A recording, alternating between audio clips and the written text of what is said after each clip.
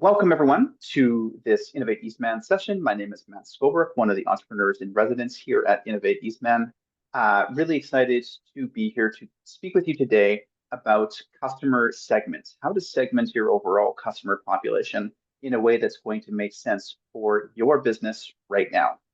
And I have to say, there's a lot of different ways that we could talk about customer segmentation. I've focused on one very, very specific type of segmentation, one that I find is overlooked with many early stage companies. So we're going to get into detail on what that is, and we have some learning outcomes today, how to identify some of those customer segments, the importance of why we need to segment our customer base, what matters to the segments that we're going to identify today, and then this idea of early adopters and priority targets, what we need to do to target them.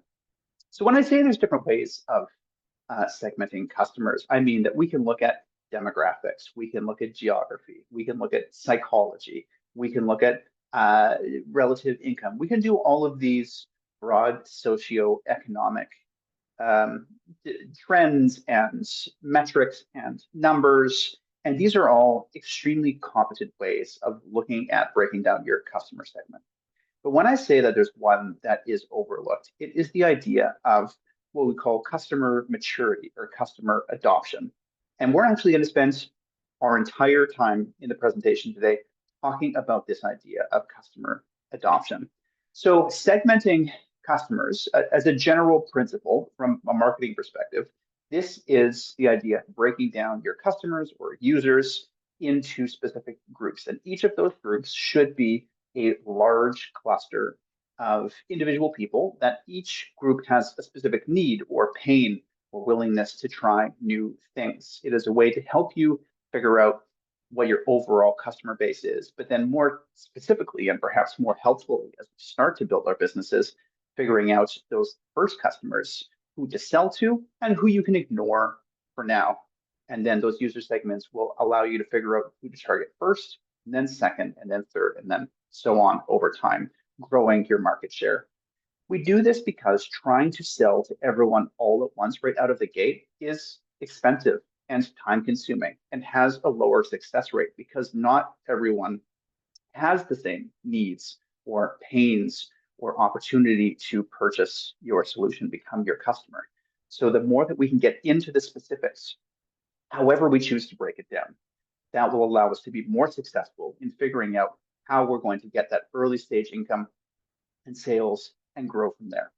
So the one that we are talking about today, this is the idea of the customer adoption curve or customer maturity curve or technology adoption curve. There's all kinds of different ways that we look at this, but I want to spend a couple minutes talking about this slide. I do want to say I've taken this from a book. It's a favorite book of mine called Crossing the Chasm by Jeffrey Moore. This is one of my 3 absolute go-to books when I'm working with early stage companies. It is more geared towards technology companies, but don't worry, it applies to every business. And we'll spend some time at the end of the presentation talking about how to apply this from a non-technology perspective. But what I want you to focus on here today is the idea of the market as a bell curve being that swoop with a large bump in the middle. What this is showing us is that our overall market, you have a mass market. Most of your market is sitting in the middle of that bell curve. That's where most of your overall market is. I'm not sure if you can see. I'll just move this. I'm not sure if you can see that on your screen, but so there's just numbers underneath here. Generally speaking, we can break the market into a third of them are in that early majority of the mass market, and a third of them are in the late majority of the mass market. 2/3 of our market is sitting right here in the middle of this bell curve. And that sounds appealing. That sounds exciting. That sounds like the group we want to go after. But this is the mistake that a lot of early stage companies make, because these people, you have to sell and market and build a product that is completely different from the ones that you are focusing on in your early market, your early adopters. When you're starting to get into the market, you're starting to get your solution into customers' hands, this is when you need to figure out who you're selling to first. Because truth is, Early adopters are the people who are going to be most likely to buy your innovation now and your solution now. And they're the ones who are going to help you get into that mass market. We're not going to spend much time talking about this today, but on the graph, you can see there's a gap here. I call it the chasm. Get the name of the book, Crossing the Chasm. This is where a lot of companies go to fail because selling to early adopters and selling to your mass market is a completely different strategy. So today, we're not going to spend too much time talking about the chasm. Instead, I want to talk about each of these segments and how to appeal to each of those groups. And that's going to allow us to figure out who we are going to end up focusing on as our early adopters, then who we're going to focus on as our mass market. And that's going to allow us to do something really resourceful and really strategic, which is ignore the mass market for now. We don't need to worry about them yet. Eventually, as your business grows, you will. But the best thing you can do right now is put them to the side. So let's get into it. This is a little bit more of a text-heavy presentation that I normally do give, but I thought it was really important that we spend some time in definitions because this is a bit of an abstract idea, but it is so, so helpful. And what I want you to do at the end of this is to start to figure out how you are building a profile or user segment for each of the elements on this graph. So going through and figuring out who are my innovators, who are my early adopters. You can start to build this out, one that makes sense for your company. If you have any questions about that, don't hesitate to reach out to Innovate Eastman. I'll be available to help you along the way. So each group is distinct, and we look at it from a couple of different ways. They have specific DNA. There are patterns in the way that each of these groups adopt innovation or new solutions, or new technology. They have a shared collective attitude or motivation around their perception of what the solution is, how it can help them, how they can deploy it in their day-to-day lives. They have pain points. Those pain points are unique for each group, and we'll talk about what that means a little bit more. But one of the biggest differentiators is this idea of their risk threshold. At the far left of that curve, you have your innovators. These people are willing to take almost extreme risks. They're willing to spend their money on something that might be broken or not working properly because they're in it for the fun of trying new things. On the other hand, on the far right side of that curve, you have your laggards. They do not have any risk appetite whatsoever. And that's important because when you're starting a new business, you are asking people to take a bit of a risk, take a bit of a gamble on you. And when you do that, you are opening yourself up to different people, and what their risk tolerance is will determine how likely they are to become your customers. Your job then is to reduce your risk as you become bigger, as you have more customers, as you have more traction, so that eventually you'll be able to appeal to a broader and broader market. Let's start at the far left of our bell curve with this group, innovators. This is a tiny, tiny percentage of the market, less than 5% of the market. And these are people, they just love trying new things. They think it's cool. They think it's the future. They want to try those new things just because they want to say that they're first in line. Doesn't matter if it's not working perfectly. Doesn't matter if it's broken. Doesn't matter if there's bugs. They will actually be some of your troubleshooters. They will give you feedback. They will give you suggestions. They will do all these things because they want to be part of helping this new technology, something fun, grow. I put something at the bottom of this slide, and you're going to see this throughout the whole presentation today. We're going to go all the way back in time. Put a time capsule on to 2007. I know it feels like not that long ago, but that was when the first iPhone came out, if you can believe it. That was a completely novel technology. Now, I'm not sure what your experience is based on your age, on how old you were when that iPhone came out. For me, I was just leaving high school, and it was a really interesting experience to come through that process. Smartphones were just coming into the market. I myself was using a BlackBerry, and this iPhone came out. And iPhones and Apple were marketing to these user segments in very distinct ways. So in 2007, when the iPhone launched, there were people lined up overnight outside Apple stores to be the first in line to get this new technology. These were the innovators. These were people that absolutely had to be first in line. And these are the people that really helps troubleshoot and make the iPhone and its subsequent iterations into something better and better and better over time. This was not me, by the way. It'd be interesting, each of you reflect back on this time or use another example if this is a feeling as too old of an example, but reflect back on how you felt when the iPhone or another technology came through. You can use AI, ChatGPT as another example, something more recent. Where do you fit on this curve? Were you first to try new technology? Are you still hesitant to try it? Or are you somewhere in the middle? Innovators are really interesting. When you are marketing to innovators, you almost don't need to spend marketing dollars because they tend to come to you if you have something that is really, really interesting. So what you want to do is go to where these communities already exist.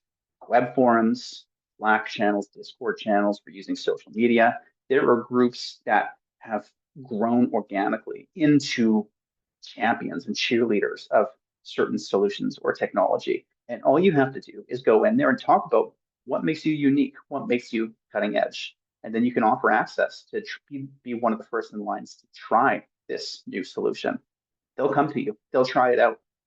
There's some prestige for them in being one of the first people to test out the technology. When you do this, they are going to care mostly about the technological side. You don't need to oversimplify things. If things are still a little bit wonky, if things aren't working exactly the way you want them to, that's okay. These people tend to be fairly knowledgeable about the industry that you're building within.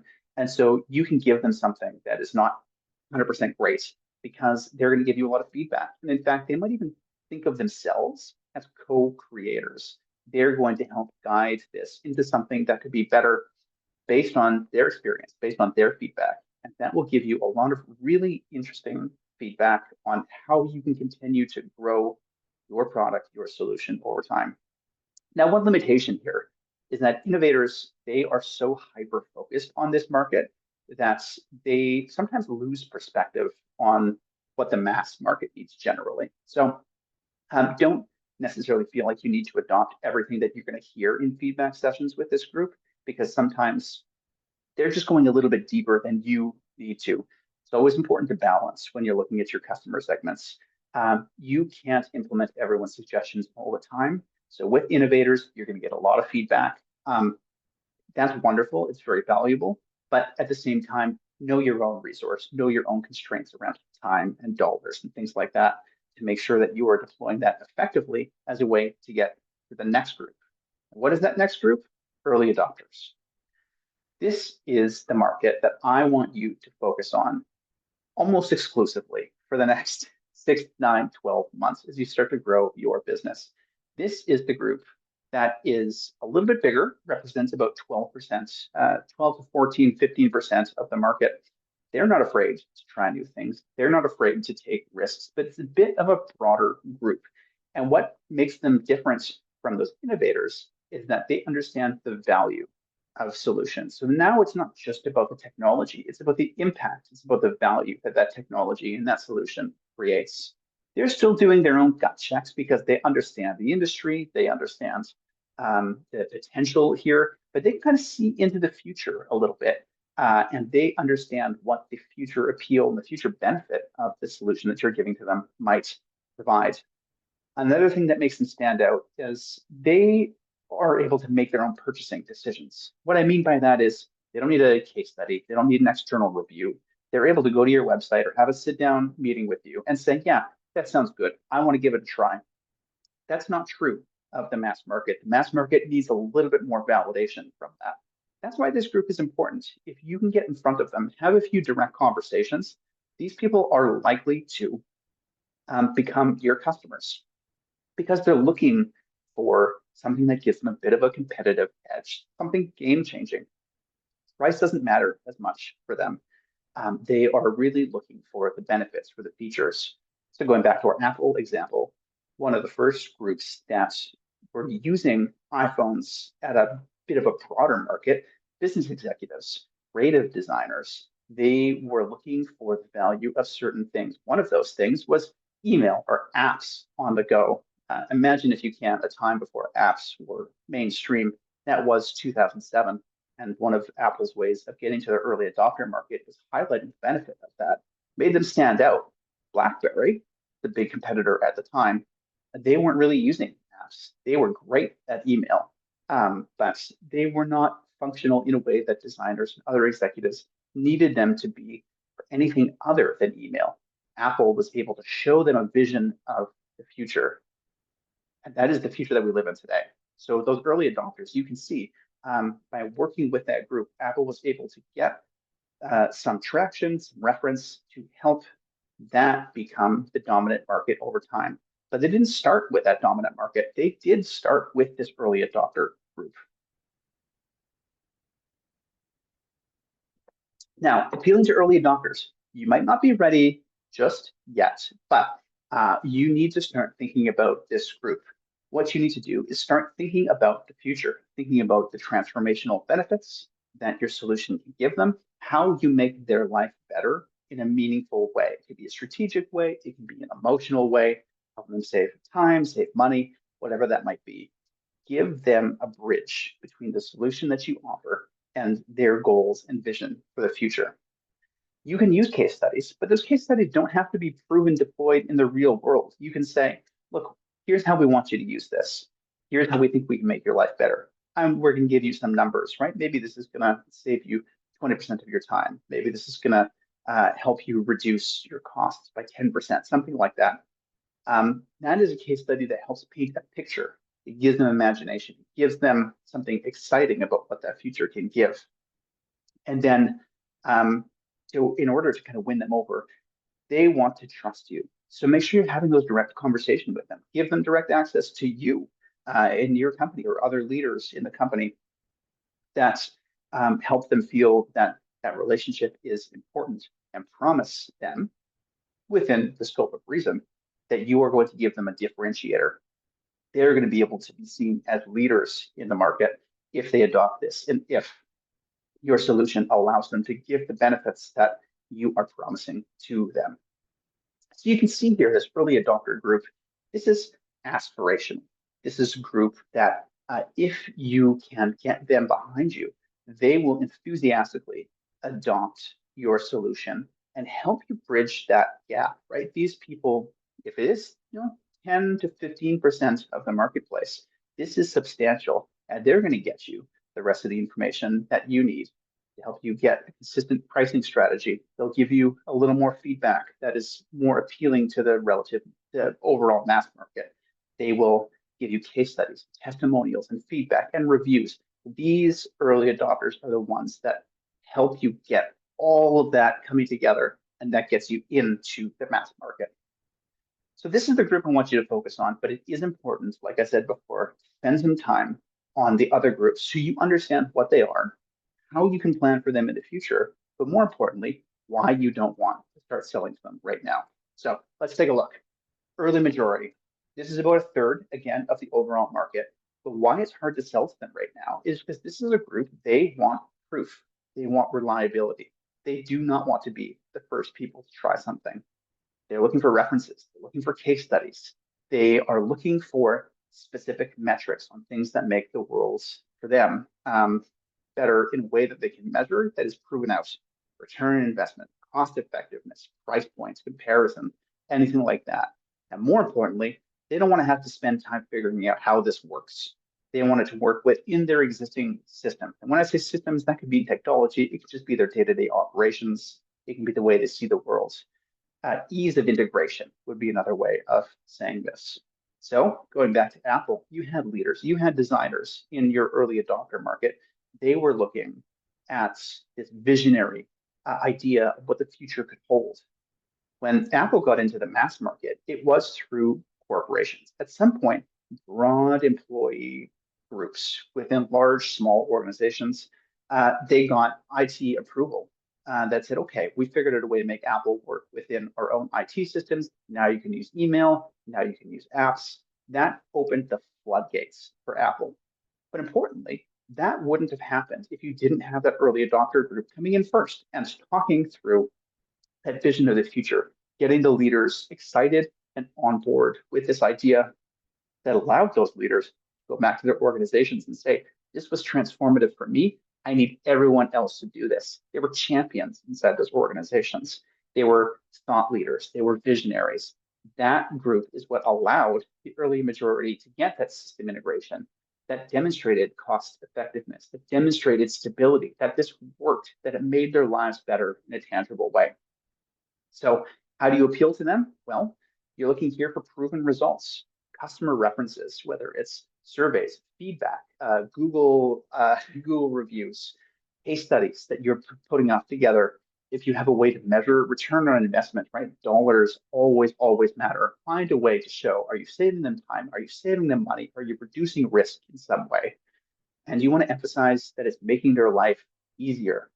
That is what is one of the primary concerns for your early majority mass market. How easy is it to adopt, integrate into their daily lives? If they need support, how easy is it to get that support? They don't want to have to spend half an hour figuring out where the technical guides are. They don't want to have to dig deep into user forums. They want the answer right then, right there. So look for stability, focus on standards. It doesn't matter necessarily to this group that something is new and novel. What matters to them is that it works well. The late majority, another third of the market overall. I will tell you, maybe a little bit embarrassingly, this is where I was with Apple and smartphones. I was a BlackBerry user through to the bitter end. I didn't believe in apps. And this is where I would place myself using our Apple example. I was skeptical. I didn't think that apps were going to help my life. I didn't see the stability. I didn't see the points in spending that much money on a new phone. I didn't see it. Well, that's changed now, of course, as it has for most of us, because at some points, Apple was successful enough that they were able to grow so far into their overall market share that they were able to get into this late majority stage. I was a little bit skeptical. I was a little bit cautious. I needed more proof from third parties, from others. And I was not willing to take the company at their word. I needed someone else to validate that what they were saying actually was helpful. So there's some element of necessity there. It's not just about a vision of the future, how cool, how exciting. It's more of, everyone else has a smartphone. You should probably put your BlackBerry away. And, everyone else has these apps. It's time. It's time to look for something new. That at some point becomes appealing. That's what the group is looking for. Something low risk, something that's fairly standardized, something that's a little more mature. Because they're looking for something low risk, because they're looking for something mature, they are extremely price sensitive. These are people that do not have brand loyalty. If you are offering something for $210 and your competitor is offering it for $200, they're going to go for the $200 option. Nothing else really matters in some cases other than just that $10 difference. That is the difference in some of this market. It's all about what matters to them. They don't really want it. They don't care. They're not going to do any shopping back and forth and doing comparisons. They're just going to look for the cheapest option or the lowest risk option. And that's the only thing that's going to go through. And they want to buy from established companies. This group will not buy from startups. This group will not buy necessarily from early companies. That's not true of all early companies, but is the case more often than not. So Apple, as the example there I use myself, but families, parents, people who were less tech savvy, people who never had a smartphone before, they had to be convinced over time that this was helpful. How to appeal to the late majority? Honestly, don't do it. Avoid for now. Maybe this is part of your 5-year strategy, but I wouldn't recommend making it part of your 1-year strategy. When you are ready to speak to them, look for things like affordability, look for cost savings, look at ways that demonstrate that there's very little change in how you can use this solution over how they do it today. You want to find ways to reduce complexity, guarantees, some warranties to put proof behind things that are going to work well as you promise they will, offer a lot of support, hand holding, essentially, in this case. It's not enough to say, we'll make it easy for you to find support. It is, we will be there with you every step of the way. There's no change, there's no hurdle, there's no barriers to adoption. This is going to be as easy as possible. And you can imagine as a business just how much organization and capacity and resources need to be completed in order for you to even start make that kind of offering. So this is what I mean when I talk about lack of resources and time. This group, if you try to sell to them, you're going to spend far too long trying to get this standardization and warranty and support guarantees and risk profile. And all of that is just so much harder in the early stage of a company's growth. And that's why I suggest you leave it for now. Our final group, these are laggards, right? This is the people who are the least likely to buy in any given market. That's our grandparents when it comes to the Apple products. My grandmother still doesn't have a smartphone of any kind, but that is, she's a great example of this laggard group, not just not willing to try new things, but resistant to change. You will adopt a new solution only when you are absolutely forced to, and there's no other alternative available. So maybe it's that the old systems don't work anymore. Maybe they had a flip phone or an old Nokia phone, and that is just not really an option anymore in this day and age. So they have to move to an Apple phone.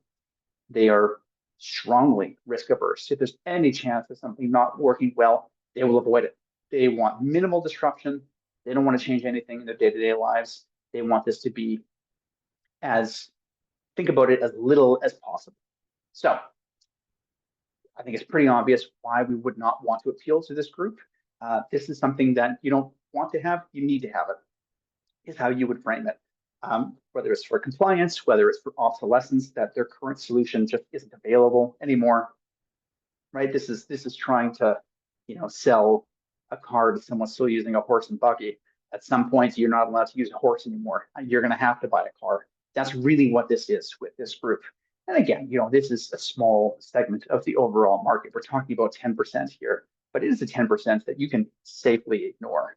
Unless you absolutely have to, this group is not likely worth the amount of time and resources it would take to sell within it. If you are going to do it, it's more of a position of saying, look, everyone else is already doing this, get on board, right? It's not an inspirational necessarily conversation. But that is what you would do if you were trying to get into this group. So opening this back up, just to come back, now that we've gone through each of this group, I think that will help explain what we're looking at here. So this is why in this bell curve, we're breaking off this early adopters and innovators as the group we want to focus on first. Because it's easy to carve off the laggards, pretty easy to carve off the late majority as something that's not necessarily worth our time. But I know that a lot of founders and company leaders, they want to start focusing on how to take as much of the market as possible.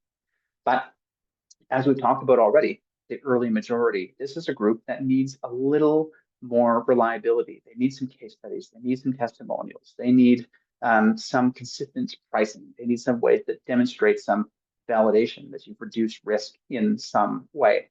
How do you get that? Well, you start with the early adopters. That really is the answer. So while it might be appealing, it might be exciting to try and take as much market share as possible, a smart business leader is going to focus on that smaller group first, get some success in your early adopter market, and then grow up from there. So how do we do this? We focus just on the early market for now, and everything else right now is kind of a waste of resources. So this is just another version of that graph.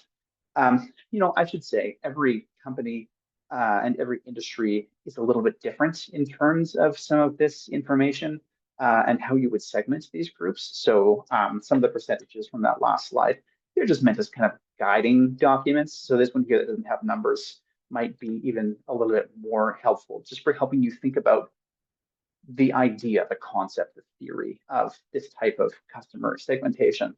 But the takeaway I want you to come away with here of the whole presentation, this is the key takeaway.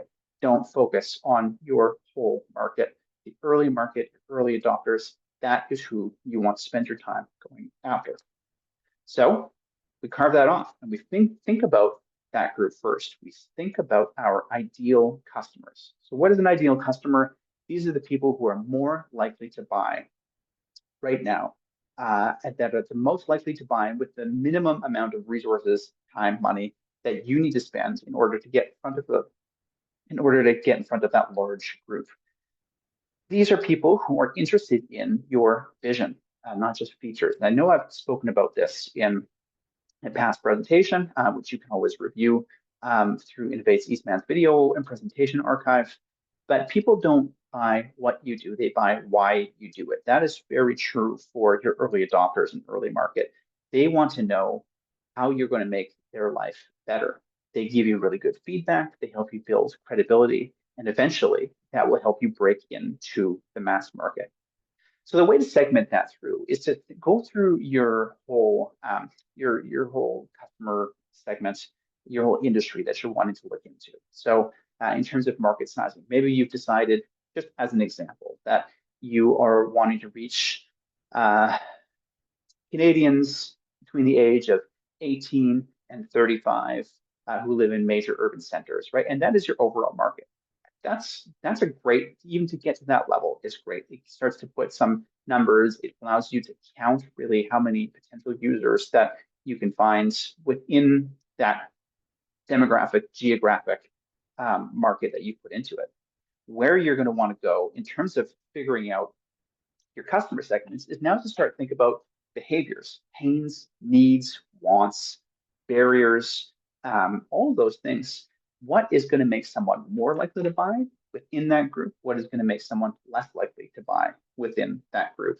And so this is when we start to think a little bit more about psychology, about what their pain points are, how they are interacting with a given problem or solution. And don't forget, I know we've talked about this before, people are wanting to buy from you because you have recognized a problem in their lives. The next new shiny thing, some people will buy that just because there is the next new shiny thing, but the most successful companies are helping people solve problems. So your early adopters, for them, that problem likely feels larger. It probably feels more pressing, more urgent. They have a larger need to want to resolve that. And a problem can not only be the presence of a negative thing, it can be the absence of a good thing. Apple is that example. We didn't know that we needed smartphones and apps and all these things at the time. But once the early adopters and the innovators, they recognized how much of a game changer it was, how it transformed their lives, how it made their work better, how it made them more effective. That is when the market was allowed to really take off and see how different the Apple product could make their work, their lives, really, in a lot of ways. So I do want to spend some time now talking about technology or non-technology companies, I should say, because I know, Innovate Eastman, not everyone here is running a deep technology company. And this is a relevant exercise for you as well. So I want to spend a few minutes here before wrapping up, thinking about when you are building a solution, think about your competitive advantage. And we spent a whole presentation talking about competitive advantage and value proposition. So if you're not sure what I'm talking about, make sure you go back and watch that past video because it's going to help you cement what makes you stand out from your competitors in a crowded market. And then from there, that is going to give you the opportunity to figure out the next stage, which is figuring out that newness, that innovation of your solution. And innovation here, this can be a small innovation. Maybe you're offering something, going back to that last presentation, faster or higher quality or more affordable, faster, better, cheaper. Those are ways that make you stand out. So when I say newer, I want you to think about it from that perspective. If you're running an HVAC company, are you offering it in a way that offers better service? Are you offering it in a way that is a lower hourly rate so it's more affordable for them? Do you get to their house faster than your competitors? Those are all very real examples of newness in your solution. It's new for the customer because they are getting something from you that they've never had before. Every company has that ability to showcase a competitive advantage. If you didn't have that advantage, um, that means you probably haven't identified a problem that you're solving, because that would be the whole reason you've got into business in the first place. People need what you're buying, and you're able to offer it in a way that others can't. I really want you to think about that strategically. So as you come through thinking about your customer segments, I want you to think about whatever your competitive advantage, your value proposition, whatever it is that you are offering, why does that make you stand out? And who does that appeal to more? And also, who does that appeal to less? So if you're offering something of higher quality, who is more likely to care about a higher quality product? How do you get in front of those people? Who are those people? How can you cluster them together in a way that has a group of people with common pain or needs or barriers? And then from there, I also want you to always think about it in this way too. Who would be more hesitant? Who is more likely to be your customer? Who is less likely to be your customer? I know that we always want to think about wanting to sell to everyone, that we have something that's so exciting that everyone on planet Earth is going to be our customer over time. And that may very well be true if you're lucky enough to have a company that can reach a truly global audience. But as a business leader, your time is limited, your resources are limited. And so it's important for you to find those people who are most likely to be your customers early on, not only because that traction helps you keep the lights on, get dollars in, keep the doors open, but it gives you the validation, the traction, the referrals, the testimonials, the feedback that will help you take your solution and transform it into something that is ready for the mass market over time. I think we're going to leave it there. And I'm looking forward to any questions that you might have. And of course, as you're watching this, if you're watching this on a recording, you do have any questions, do feel free to send those questions to Innovate Eastman, and I'm happy to get in touch with you from there. Thanks very much for your attention. We'll stop the recording now so that anyone on the call who has questions will be able to work with those, and have a wonderful day and happy user segmenting.